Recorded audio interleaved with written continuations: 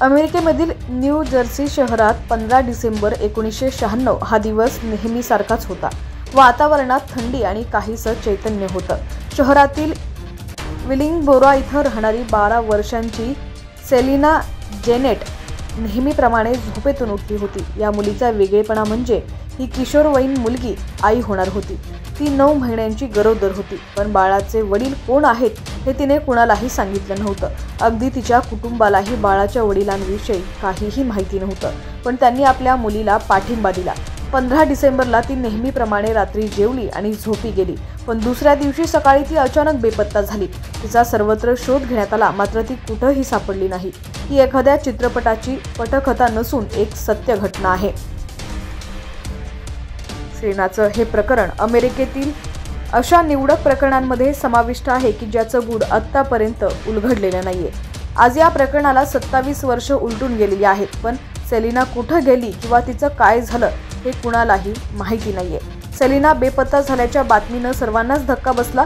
कुटुंबियांकडे चौकशी केली असता त्यांनी सांगितलं की ती रात्री झोपायला गेली तेव्हा तिच्या स्वभावात किंवा वागण्यात कोणताही बदल दिसून आला नाही। दुसऱ्या दिवशी सकाळी तिची 4 वर्षांची सावत्र बहीण तिच्या खोलीत गेली, मात्र सेलिना तिथं नव्हती। तिच्या बहिणीने कुटुंबियांना याची माहिती दिली।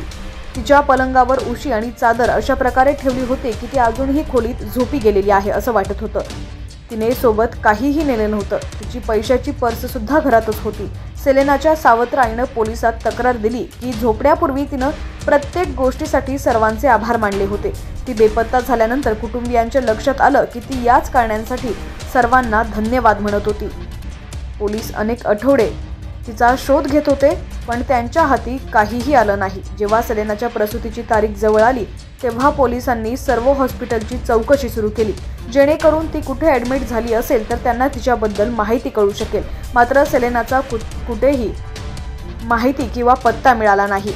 बाळाच्या वडिलांचं नाव लपवण्यासाठी ती पळून गेल्याचा अंदाज कुटुंबियांनी वर्तवला, कारण ब्लड टेस्ट झाली असती तर DNAच्या माध्यमातून बाळाच्या वडिलांची ओळख नक्कीच पडली असती। पुढील अनेक वर्षात पोलीस प्रशासनाला या प्रकरणाबाबत 250हून अधिक लीड मिळाले। जानेवारी 1997 मध्ये कुणीतरी सांगितलं की सेलेना न्यू जर्सीतील होवेल इथं दिसली होती, पण ती गरोदर नव्हती। याबाबत चौकशी केली असता ती मुलगी सेलेना नसल्याचं आढळलं। सेलेनाचं कुटुंब पोलिसांच्या रडारवर होतं। सेलेनाच्या आईचं आजारपणामुळे निधन झालं होतं। त्यानंतर सेलेनाची कस्टडी कुणाला मिळणार यावरून तिचे वडील आणि तिच्या आईमध्ये वाद सुरू होता। तिचे वडील व्यसनी होते आणि त्यांच्यावर घरगुती हिंसाचाराचा आरोप होता, पण कोर्टात त्यांनी आपण व्यसन सोडल्याचं सिद्ध केलं।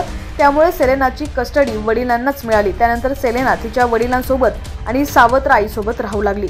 सेलेना एक चर्चमध्ये सहभागी झाली होती। ती तिच्या चर्चमध्ये इतकी गुंतली होती की ती बहुतेक वेळ तिथंच घालवत असायची। तिच्या बाळाचा पिताही त्या चर्चमधील एखादा व्यक्ती असावा असा सगळ्यांचा विश्वास होता। मात्र सेलेना बेपत्ता झाल्यानंतर कुटुंबियांनी एकमेकांवरतीही आरोप केले। सेलेनाचा ताबा मिळू न शकल्यानं तिच्या आजोळच्या लोकांनी तिचं अपहरण केल्याचा संशय तिच्या वडिलांनी व्यक्त केला, तर तिच्या गरोदरपणाची बातमी कळताच वडिलांनी तिची हत्या केल्याचा आरोप आजीनं केला।